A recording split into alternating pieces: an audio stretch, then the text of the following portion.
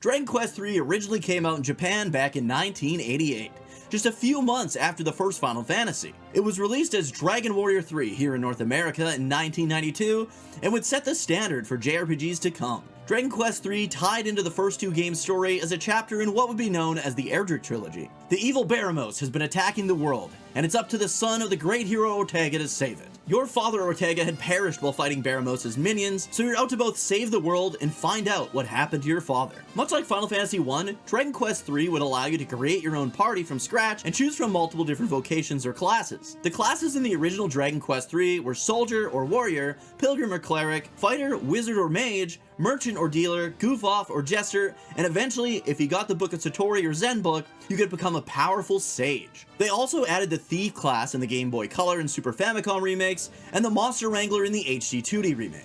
Once you've reached All-Trades Abbey and level 20 in your respective class, you could then change classes to whichever ones are available to you. You then start back at level 1, but it halves all your current stats, and you get to keep all of your spells and abilities that you'd already learned. This made for tons of customization and replayability, and you could develop a fairly OP party if you're willing to put the time in. For this video, I'll be playing the HD-2D Remake as it's the most accessible and best version of the game right now. Let's get to the adventure itself. Yo, she-bitch.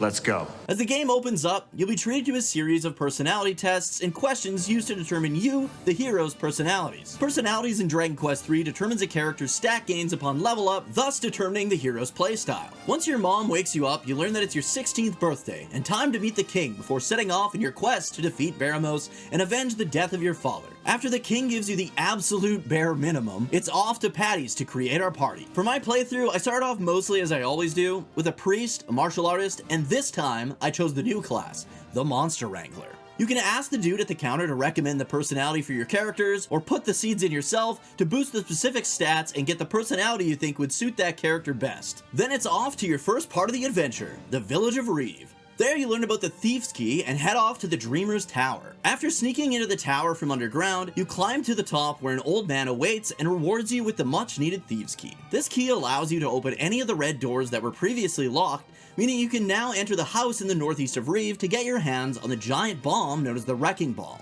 which is used to blast a hole in the wall in the Path to Promise, giving you access to the first Traveler's Gate or Teleportal. After reaching the other side, you go to leave the area and are encountered by a slime and an old man named Monty who tells you about monster wrangling and the monster arena. You recruit your first monster, Splattrick the Slime, and head off into the new land of Romaria. The kingdom of Romaria is in a bit of a pickle. The king's crown has been stolen, and people throughout the town don't have a lot of great things to say about their current king. He'd rather spend his days at the monster arena and gambling than running the kingdom. But it's up to you to head north and seek out his missing crown. To the north, you'll find the sleeping village of Norvik that was put under a spell by the Fairy Queen, as well as the secret fairy village. After speaking with the Fairy Queen, you learn of the fairy's hatred for humans and how her daughter has shamed her by falling in love with a human boy from Norvik, which is why she put the village under a sleeping spell for eternity. In retaliation for this, her daughter, Anus Seed? What? Stole the Dreamstone, one of the sacred treasures of the fairies, and ran off with her human boyfriend, never to be seen again. The queen, of course, blames the human boy and tells you to get out of their village. Nearby, you find a cave which leads to an underground lake. As you explore the caverns, you discover a lone treasure chest in the center of the lake. After opening it, you find not only the Dreamstone,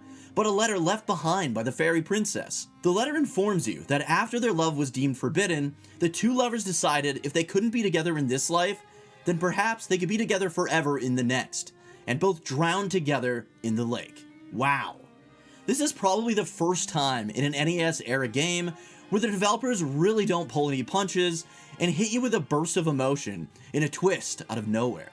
Unfortunately, it's now up to you to pass this information on to the Fairy Queen. After breaking the Queen's heart with this knowledge, she thanks you for returning the Dreamstone and gives you the Wakey Dust to awaken the townspeople of Norvik from their eternal slumber. It's what, Anus Seed would have wanted.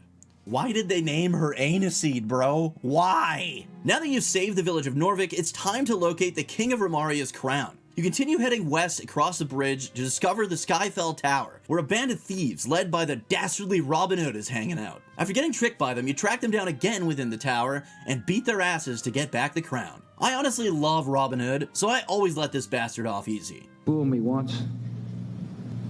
Shame on you. It fooled me, we can't get fooled again. You then return the crown to the king, and he lets you rule the kingdom of Romaria if you'd like, so he can frig off and watch the monster arena battles. After returning the crown to the king of Romaria, it's time to head east, toward the kingdom of Ibis. On your way, however, you'll find yourself in the sketchy town of Asham, where people will try ripping you off if you aren't careful. If you come here at night, a sexy lady will offer you a sensual puff-puff, but only if you go alone with her and turn off the lights. I'll leave out the details here so you can experience it for yourselves if you haven't before. You're in for a real treat. After spending the evening with the Lady of the Night, it's off to the Great Desert to the southwest. Making your way through the treacherous desert, you see the kingdom of Ibis next to what appears to be some sort of oasis. You meet with the queen, who warns you about the traps and curses in both the catacombs beneath her palace, as well as within the Great Pyramid to the north. Completely ignoring her warnings, you head off for treasure, first to the catacombs below, then it's off to the Great Pyramid itself. The Great Pyramid can be an absolute nightmare to traverse. I'd say most of the chests are mimics, and there are pits and switches everywhere. As you explore the pyramid, you'll come across the inner chamber, where the Ripper of the Rift guards the magic key. You beat his ass and head deeper into the pyramid to reach a room filled with treasure. This room has a ton of great equipment and items, but every single chest comes with a battle. It can be a bit of a nightmare, but the worst is yet to come. After clearing the pyramid itself of all its treasure, you can enter the secret catacombs beneath to obtain the Golden Claw, which is by far the best weapon for a martial artist at this point in the game. But there's a catch. Its previous owner puts a curse on you, so every 2 to 3 steps will result in a guaranteed monster battle for the entire journey out. Oh yeah, and you can't use any magic down here, so good luck. Naturals! By God, every one of you is naturals! We're gonna fucking die. After obtaining the magic key and desecrating the burial sites of the ancestors of Ibis, you can now use the Traveler's Gate to the northwest of Romaria and reach the coastal kingdom of Portoga. The king of Portoga wants some precious pepper from the east and gives you a letter allowing you passage through Nordy's grotto. You're also told that you are the second person who has set about on this quest for him, the other being another man from Eliahan, your father Ortega. So it's off to Baharata, where you find out that the pepper salesman's granddaughter has been kidnapped. Where in the world could she have been taken? There's a cave nearby called Kidnapper's Cave. Mr. Crusher, set course to Kidnapper's Cave. Warbait. Aye, sir. Kidnapper's Cave can be an absolute shit show to navigate. But with the HD-2D Remake adding mini dungeon maps, it's so much more manageable. You end up discovering that it was Robin Hood behind the kidnapping, making us kinda responsible for letting him go. It fooled me, we can't get fooled again. So we beat his ass again, and due to his lovability, I let him run free again. I mean, come on, Robin Hood may be an asshole, but he is our asshole.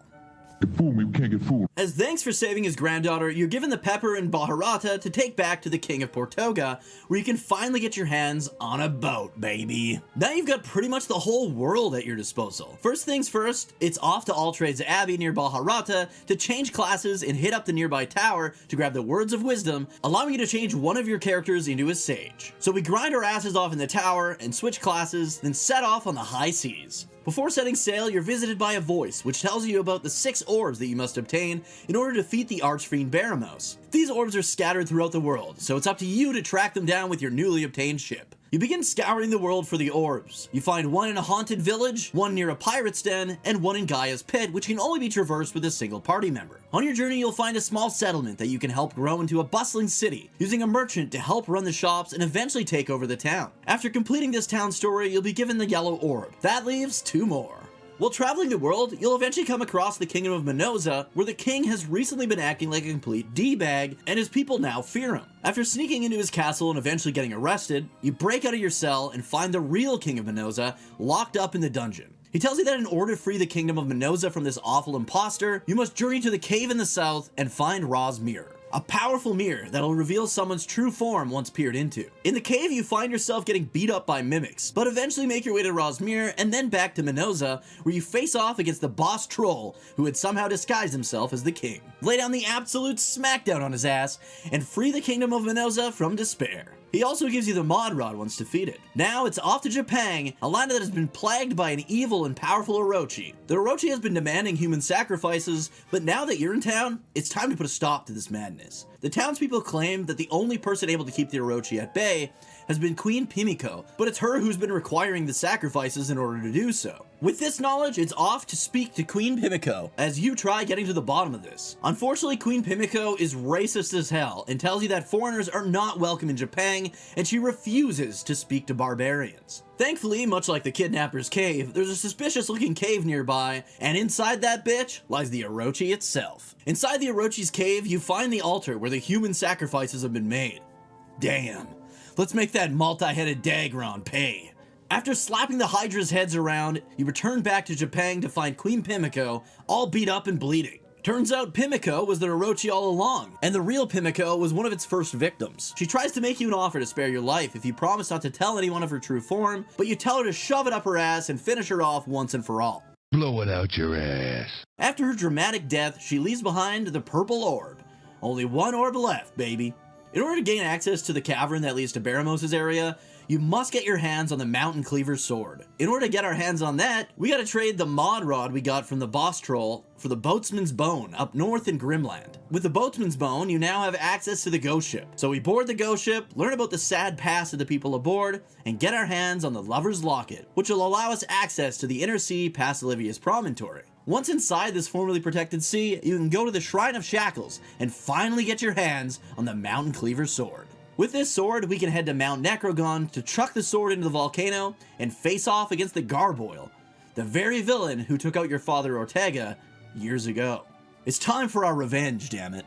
Show no mercy to this demon and send him to his spicy grave within the volcano itself. Once you've thrown the Mountain Cleaver into the volcano and beaten Garboil, the volcano erupts, making a path to the Maw of the Necrogond. The Maw of the Necrogond is a treacherous journey, but once you reach the other side, Baramos' castle is in view. Unfortunately, your ship has no access here, but there is a small shrine nearby where you finally get your hands on the last of the orbs. Grab the silver orb and hightail it to the Shrine of the Everbird. It's here that you use all 6 orbs in order to catch the godbird herself, Ramia. Now you can take to the skies and gain access to areas you couldn't before, including Baramos' castle. Baramos' castle is cloaked in eternal darkness, and as you explore it, you'll find a corpse waiting on what you thought would be Baramos' throne, which means we've got to delve even deeper. You finally locate the true throne room and meet up with the almighty Archfiend himself. Baramos goes on about how coming here was a death wish, and that any and all who have stepped foot in this castle have fallen, and you will be no different. It's time to prove this dirty old wizard wrong, by way of Mortal Kombat.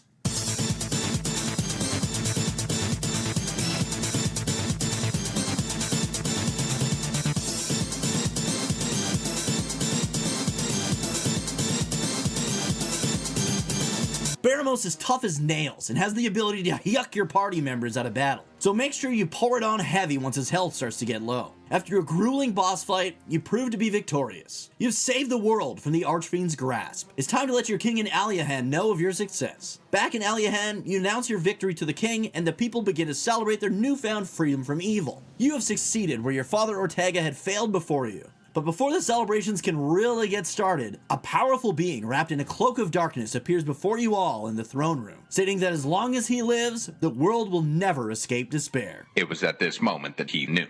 He fucked up. He refers to himself as Zoma, the bringer of oblivion, and says that now the world will know true torment. Well, so much for the victory tour. The king makes you all promise to never tell anyone about what's happened here, in order to save the people from living in constant fear once again. You awaken in the middle of the night to let your mom know that you're going to take it upon yourself to head out in search of this Zoma and put an end to the darkness once and for all. She tells you how incredibly proud of you she is, and says how she just doesn't want to lose you like she lost your father Ortega. You go back to sleep and a new castle is revealed on the map. After taking flight on the back of Ramia, you find yourself in the Dragon Queen's castle. You speak to the Dragon Queen, who tells you everything she knows about Zoma in hopes that it helps you to defeat him. She says how he dwells in the depths of the underworld, and that the only way to get there is by heading to the island next to Baramos' castle. She then passes away and leaves behind an egg that'll hatch into another all-powerful dragon someday. Her followers promise to look after the egg as you obtain the Sphere of Light from the Dragon Queen's remaining life source and head off towards the Pit of Giaga. Once you arrive, you find a cavernous area swallowed up by the darkness. Using the Sphere of Light, the darkness is pushed back to reveal a gaping crevice said to lead to the underworld itself. The hero and his party take a deep breath and leap into the unknown land below, as this is the only hope for salvation. After passing through the underworld, you land in what appears to be someone's backyard. The man whose yard you landed in welcomes you into his home and is impressed that you say you're planning on taking out the Lord of the Underworld, and that no one in all of Alefgard would ever dream of taking him on. And that's when it hits. Alefgard. Are we in Alefgard? The world from Dragon Quest I? The man offers you his ship and tells you to head east towards the kingdom of Tantagel, and gives you a map of the world. A map of Alefgard. That's right. Dragon Quest III has you revisit the world from the original Dragon Quest, but things are slightly different, and completely shadowed in darkness. You head off to Tantagel, where your journey began back in the first game. You go and speak to the king, who asks if you heard the name Ortega before, and then realizes that you are his son, and welcomes you to this land. He tells you that about 10 years ago, your father was carried into the castle and recovered there, but had lost most of his memories after the battle. Then one day, he simply disappeared. The king and townspeople are more than happy to help you with any information on your missing father, then tell you to set out on your way, but not before running into Robin Hood down here and getting your hands on the powerful Sunstone. On your journey, you visit the town of Damdara, which is now a fully built town filled with people and shops. Here you get your hands on the Orichalcum, which we'll need later. Then it's off to Cantlin, where you'll find the Broken Blade, a shattered version of Erdrick's sword used in both Dragon Quests I and II. You then head to the nearby Shrine of the Spirit, where a fairy tells you that the goddess Rubis needs your help, as she's been sealed in the Tower of Rubis. Then hands you the Staff of Rain once she realizes that you're the son of Ortega. It's now off to Kall, while stopping in Rimalder along the way. Kall is pretty much as you remember it, but there's a swordmaster in town who fled Japan, and with the Orichalcum and the broken sword, he can repair it to create the Sword of Kings, the most powerful sword of legends. After obtaining the Sword of Kings, upgrading Ortega's helm to create the Auroral Helm, grabbing the Hero Shield, and obtaining the Fairy Flute, it's off to the Tower of Rubis to save the goddess. There's some sketchy floor tiles, puzzle shenanigans, and a boss fight, but after getting your hands on the legendary Auroral Armor, you make it to the top and play the Fairy Flute in order to set the Spirit of Rubis free. But before she can be released, the soul of Baramos stops you in your tracks and is out for revenge. Put this dude's soul to rest and save the goddess. Before you can finish him off, however, the soul of Baramos escapes to warn Zoma of your power. Rubis has been freed. She tells you that the only way to weaken Zoma is to use the Sphere of Light in his presence. She then tells you the means of how to reach Zoma's castle, and with this, it's off to create the Rainbow Bridge once more, and head to what we remember as Charlock Castle, the Dragon Lord's castle from Dragon Quests I and II. You make your way into Zoma's castle, and just like before, you access the staircase behind the throne to enter the lower depths of the Citadel. You journey deeper and deeper until you reach a floor where you witness an epic battle being fought between a powerful axe-wielding warrior and the King Hydra, an unstoppable dragon. You recognize this warrior to be none other than your own father. Ortega yet lives. The hero and his party rush to reach him, but it's too late. Ortega is bested by the King Hydra right in front of your own eyes. The King Hydra flees to recover from its injuries, and you share in your father's final moments. He's been blinded and can't see you, but after being held in your arms and touching his old helmet in its new form, his memories return to him, and he says his farewells. He tells you how proud he is of you, and how he knows that you can succeed where he has failed, then passes on.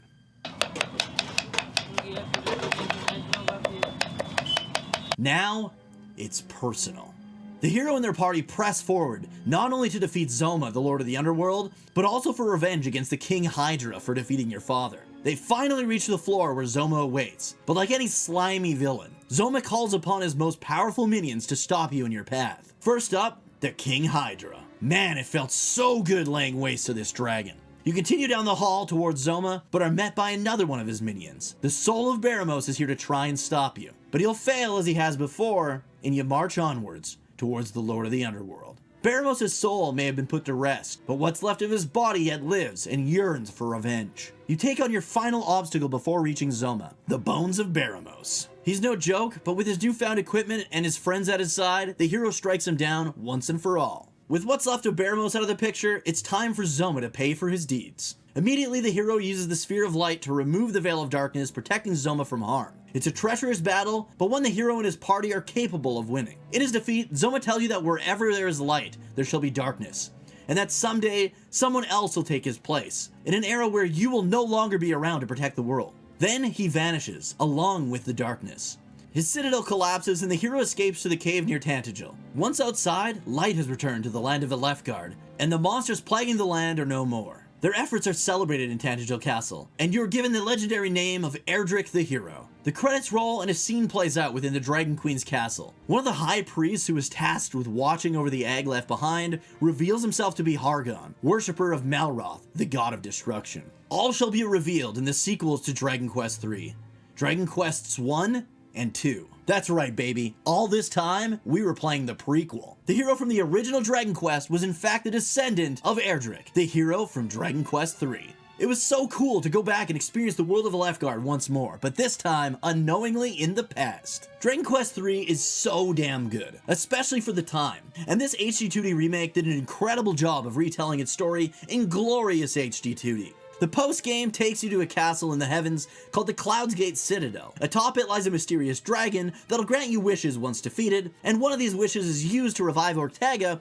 so that the hero's mother and Ortega can live happily ever after. In the, overworld.